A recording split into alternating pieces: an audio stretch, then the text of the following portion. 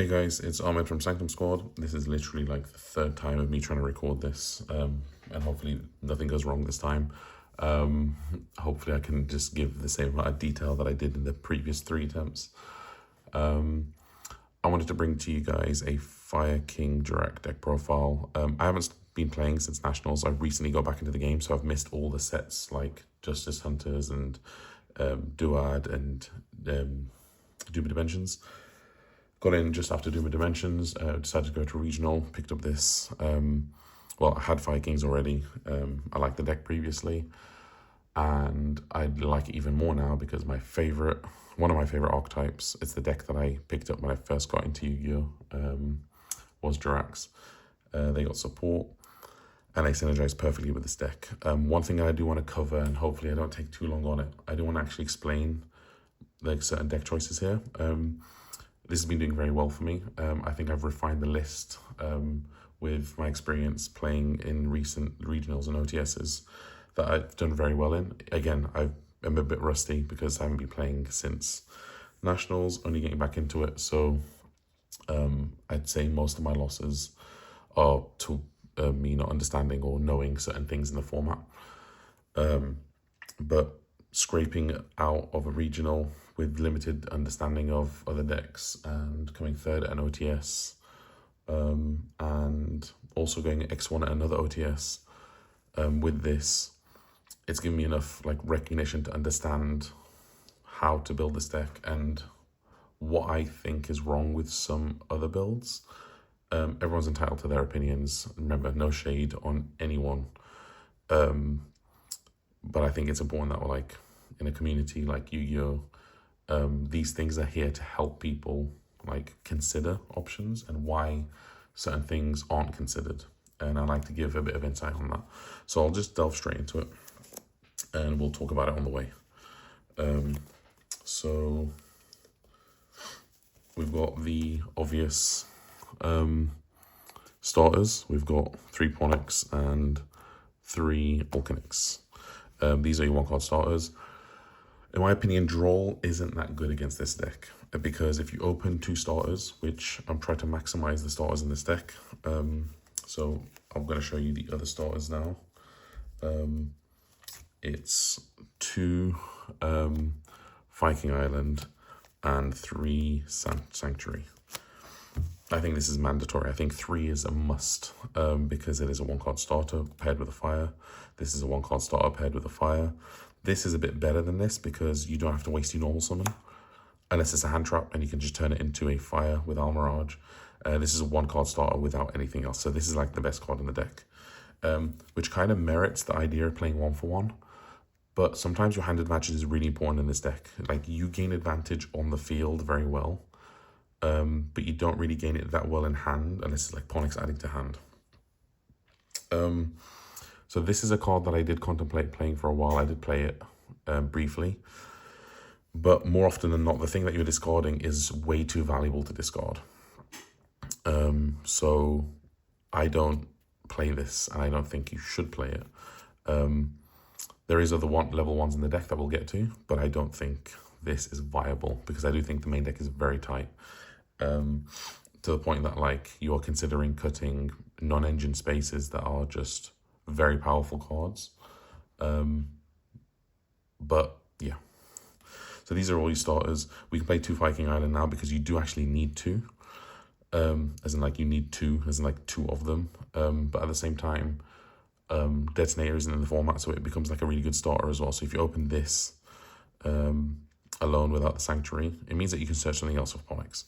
We'll get to the other search targets in a second, but these are your starters. But theoretically, the deck has alternative concepts of starters. So, for example, we also play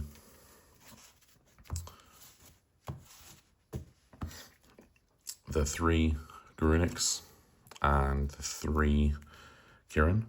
So Kirin is like, theoretically, like you don't need a 1-card starter if you have a combination of cards that like this and a fire with this in hand, because then you've already started. The whole idea of is triggering this.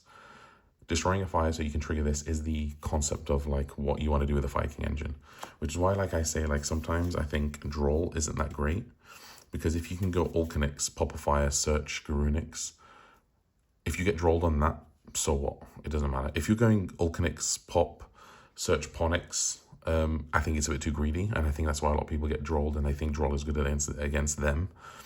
I think this is one of those decks where you actually have to think about how you want to like a layer interaction. I think getting ashed in this is brilliant. So if you open 2 1-card starters, let's say you go open Ponix with Sanctuary, you go normal summon Ponix, you go effect, they give you a fire engrave as well. They ash this, and then you go Sanctuary, place, and then pop, and then you're already on the way to setting up your layered board. There are 3 more cards with Fire King in their names that are monsters that we play, and that is the OG Garunix. You have to play it. It actually is very good as well, because sometimes you want to pop this to blow up their board, as like forces them to waste an interruption when you pop it in the end of your turn, like with a Kirin. So it summons out, pops their board, so they have to interact with it if they can. 1 Arvata, this is still really good to play because it is a floater as well as a monster negate, and I think it's very important. And Kirin now is much stronger than ever. Like those that know, when I played Volcanics, for those few regionals that I topped last year, was it last year or the year before? I think it was, I can't remember. This is very good because you pop it and you can send a fire, which is relevant in the next engine that we'll talk about, so I'll save this for now. But I think all of these Viking cards are mandatory. Yeah, just have to double check something in. And the Jurrac engine, or the dinosaur engine, is 1 Misk, the 3 Megalos, NAS, it is level 1, and then the Kirin. So I'll talk about the Kirin again. So the whole idea is you summon Garunix, you pop Kirin, you send this, you banish this, summon this, and now you have this ready to be destroyed from miscellaneous sources effect, which is really good. You don't have to worry about Nib either. Because actually no, you don't have to worry about Nib if you use this in hand, because this is going to survive. But yeah, I think this is ideal. And what I do want to talk about is some people want to play this card, and some people are playing this card. And I think the conversation we just spoke about with like Droll or Ash, these cards could have easily been the additional cards that could have got your Viking engine going. The Jurrac engine, those that don't know, it sets up like a board wipe in your opponent's turn. That is a form of interruption, and the deck is good enough without that like layer of interruption. But this deck just makes it, this part makes it just way more competitive of a deck. Focusing your main deck on like playing Fossil Digs, in my opinion, doesn't actually get you to pop the Megalo. I mean, it does with Misk, but you have to like discard Misk, summon this, wait till the end phase for it to pop if you don't have your own inherent way of popping it. Or if it's like past turn 1, you can crash the Megalo, but to me, it all seems a bit subpar. I get the concept of people siding in an Oviraptor so that they can search these or search the Kaiju. So like it makes more value to play these. I just don't think this card, like, you want to utilize your entire hand. If it's not a non-engine card, you want it to be an engine card because it synergizes so well. And I just think this plays you into hand traps that trade with this in a way that isn't really advantageous for you. Like I just mentioned how like trading with Aponix isn't that bad under the right conditions in the right hands. Even worse if it's Droll. If you think about this, so Ash and Droll with this, which is in my opinion, I think this deck is too tight anyway. So like, I don't even have space for this.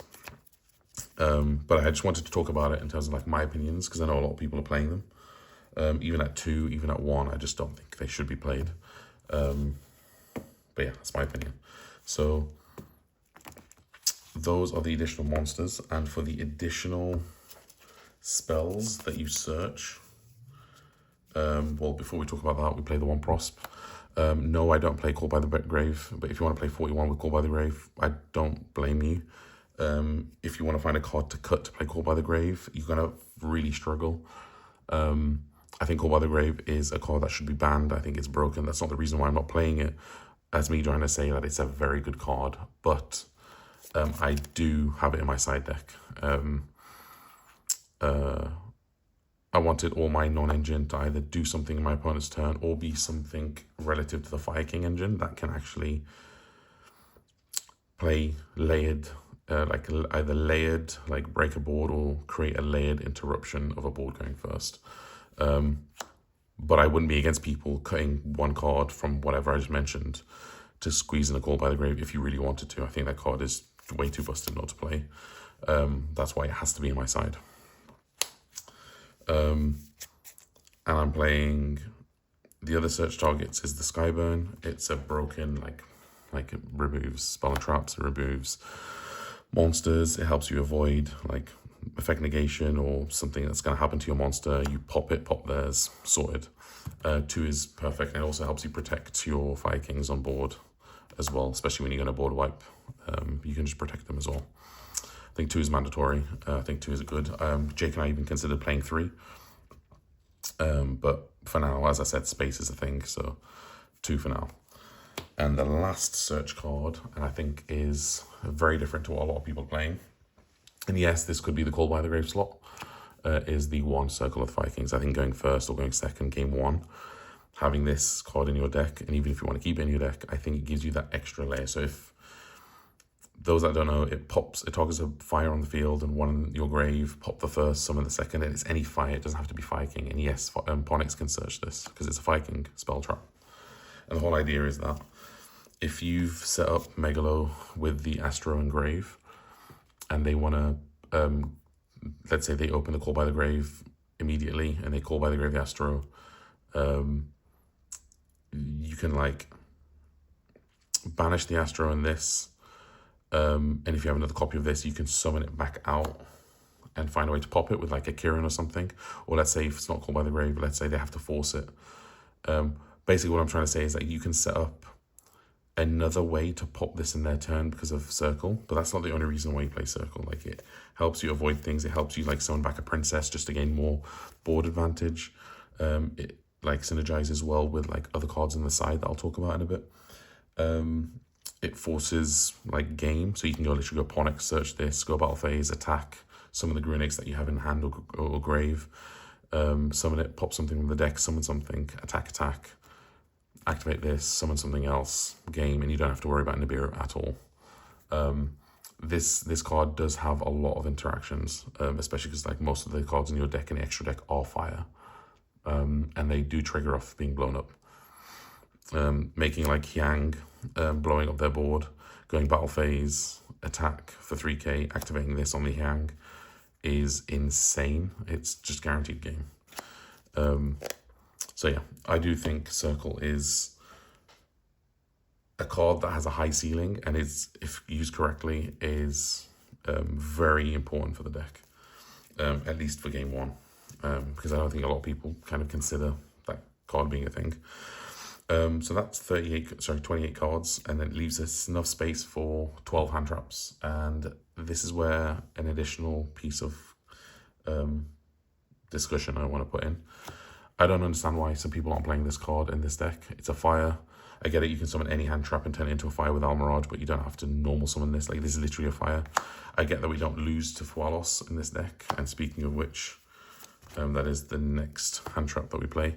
Yeah, I guess that we don't lose to Fualos, but like sometimes making those link plays can help. So Fualosing, and then you ashing them can be value to you at some points in some games. But this is a good card in general. Like, it stops things. I think a lot of people are trying to hand trap in their opponent's turn when they're setting up a board. I think with a lot of decks, from what I've learned so far in this format, holding your hand traps for your opponent's turn isn't a bad thing to do, especially if you can understand where they're going with their turn. So instead of like you can use your hand traps as board breakers rather than like ways of stopping a board, because I think most decks seem to be able to make half boards through interruptions, and it's better to kind of work on what you know is guaranteed rather than what you think, and like kind of hand trap and hope in a sense. I think a lot of decks you can kind of like hand trap more appropriately, understanding like where they can be going with their combos, and that is the reason why the next 2 hand traps are very important in this format specifically, which is Impulse. which theoretically conflicts with this, but you're always going to Fualos first. And the one that people think is going to conflict is Bell. Impulse does conflict with Bell, but not if you use Bell correctly. Most of the time you can Bell something before you Impulse in this format. I think Bell is too good not to play, and having Impulse and Bell in your deck just means that your 12 interruptions or 12 hand traps that you play are the strongest. Like being able to hit prayers, being able to hit like any of the yummy stuff, being able to hit all the Dracotel spell traps, traps, being able to hit the... This has so many ways to be used before this.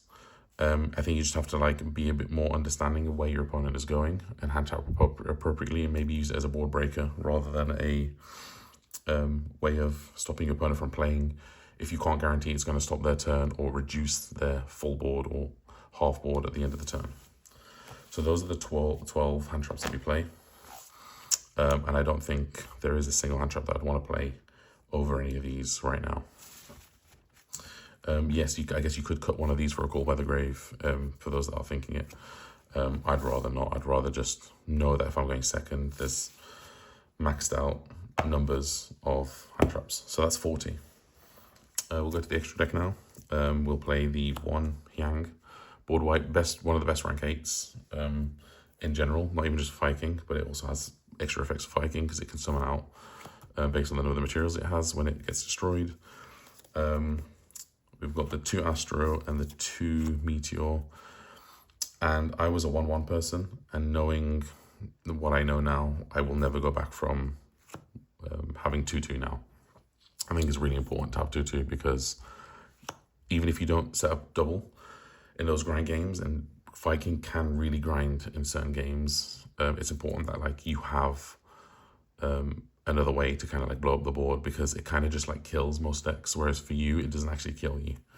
Actually supports or helps your boards like build. So yeah, I will stick at 2/2, and I think it's the extra like dimension of this deck that makes it possible to compete at even like the higher levels against those much stronger decks. The next card I want to talk about are the Link ones. So I've got Anima, and I changed this like 5 minutes before I started recording. It used to be Link Rebo. Most of the time, you're literally using this Link 1 literally to trigger your Sunlight Wolf turn 1.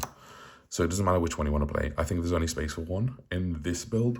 Sorry, I'm yawning. I think there's only space for 1 in this build.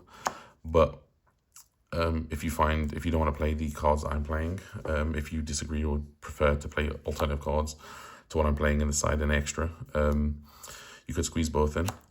This does have the extra effect of coming back, but I don't think that's going to come up as often as someone accidentally playing in the Anima Zone. But as I said, the main reason why you play this is literally just to trigger Sunlight Wolf. But this could be either one. So depending on what your preferences are, you can choose either one of these. I just do think that you should have at least one of these in the extra deck. It's even more important if you are playing, and unfortunately, another discussion card is the Dark Charmer. If you are playing Dark, and I really want to squeeze this in, and maybe I throw this in the side, I don't like siding extra deck cards, but I'd love to find a way to squeeze this in. But if you do have this,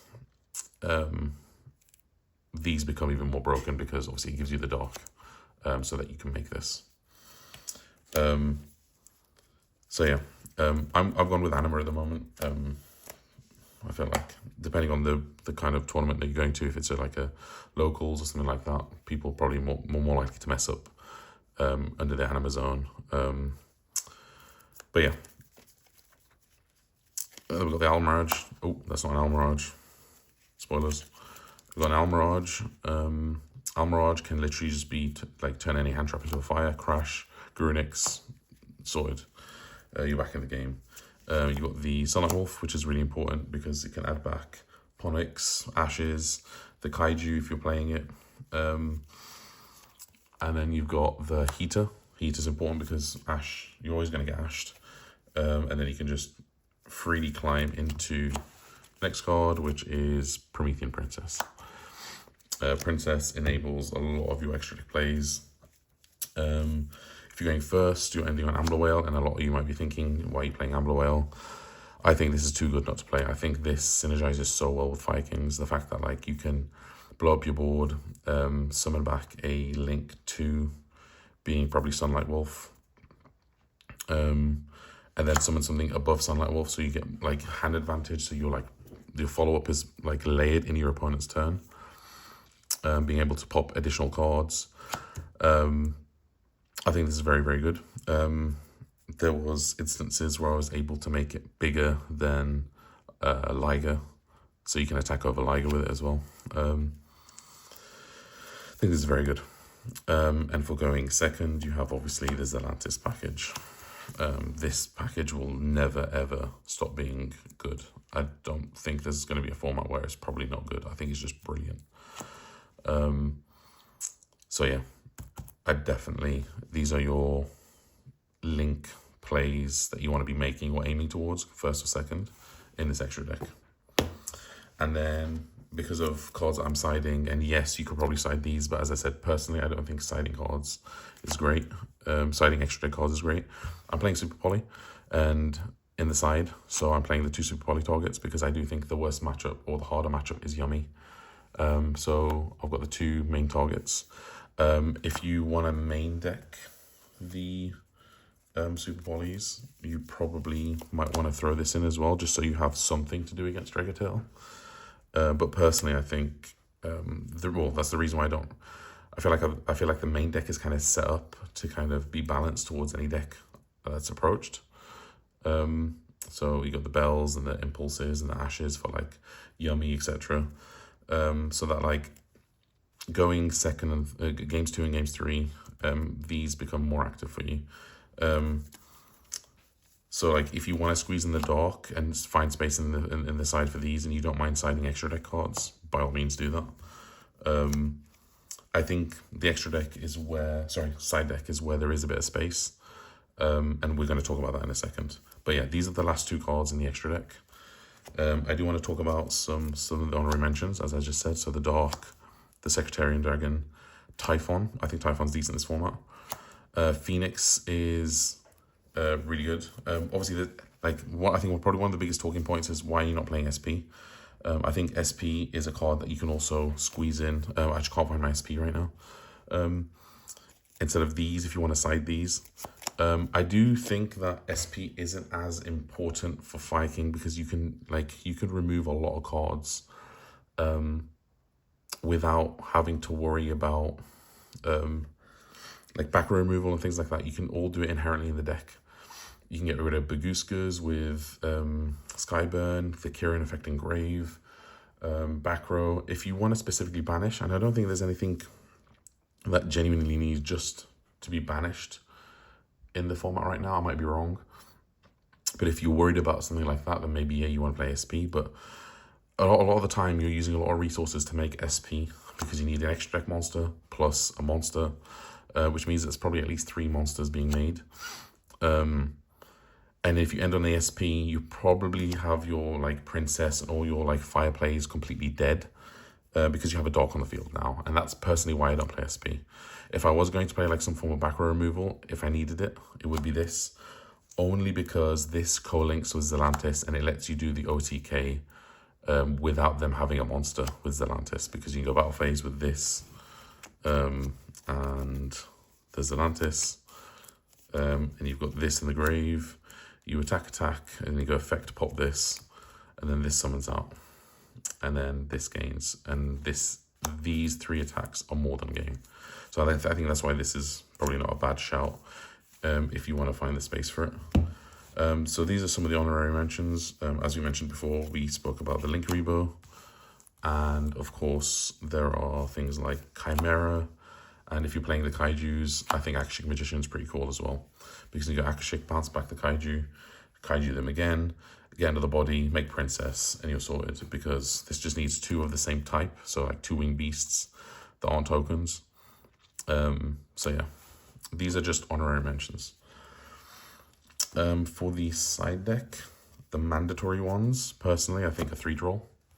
I don't see why you wouldn't be siding this. Maining it probably as well. I don't like maining it because I think the matchups that you're good against and like okay against,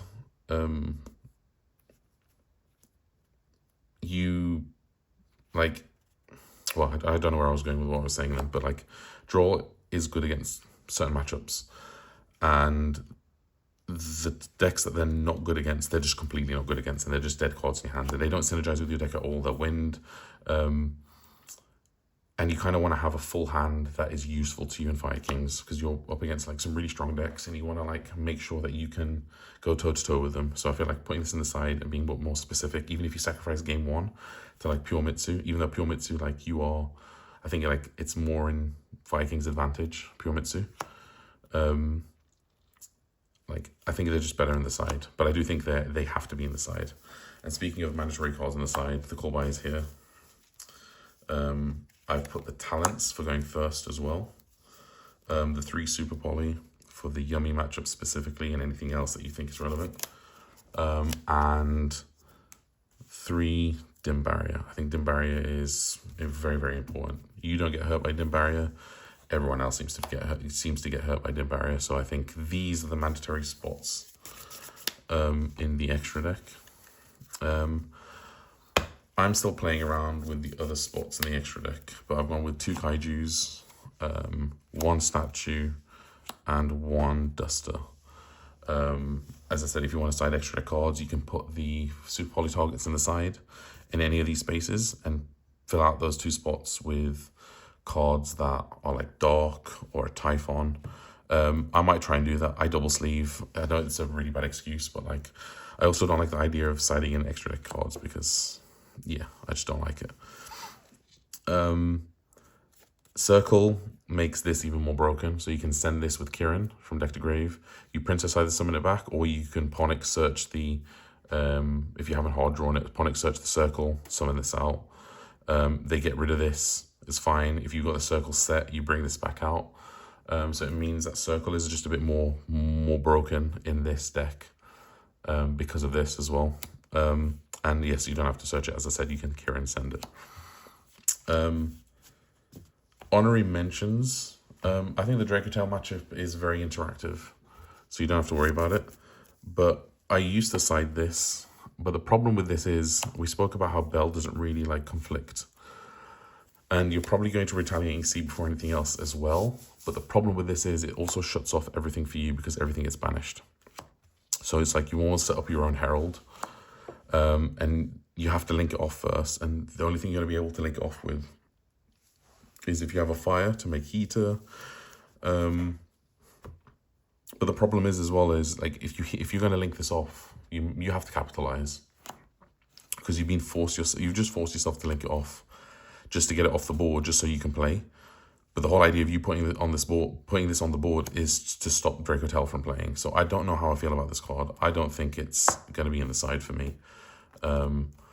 It is very good against Dracotail, but I don't think Dracotail is that much of a bad matchup for you to worry about Retaliating Sea being in there or not. I think your main deck is pretty much sorted for Dracotail, with like Bells and Ashes and Impulses. Siding in the Duster, going first or second. And maybe not so first for Fire King specifically. If you're playing another deck, maybe. But Fire King already has inherent ways to pop back row. But yeah, that was just like a little discussion I want to talk about. We've already spoken about the Overraptors. Some people playing Overraptors. Obviously, if you're playing the Fossil Digs, then it makes sense. But I don't agree with the Fossil Digs. But yeah, that is my breakdown of the deck. I hope it kind of gives people a bit more of an insight. As I said, I'm still learning the format a bit more, but I don't think I'm that ignorant. I've been very caught up with the people that surround me, from the team, Kazim, Ryan, and Jake, others as well, like George and Dan.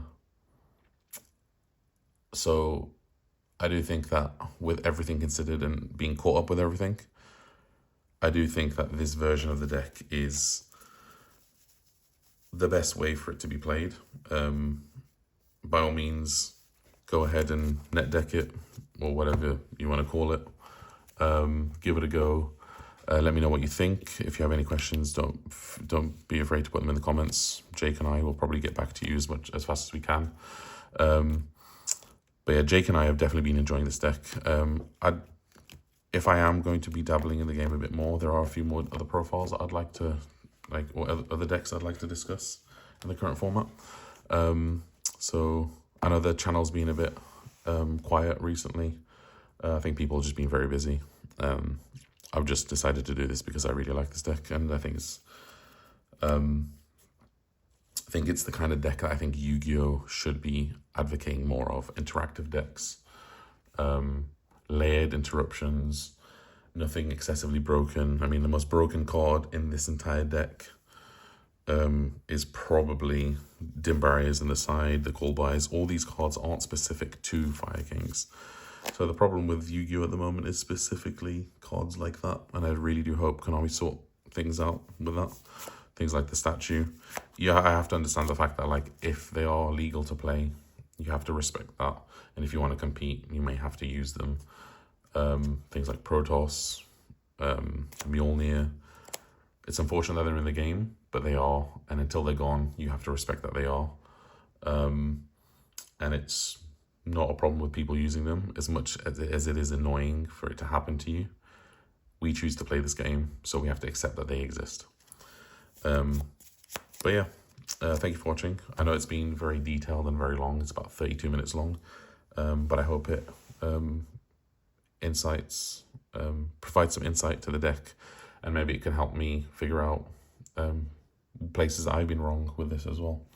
But yeah, like, comment, and subscribe, and I'll see you next time.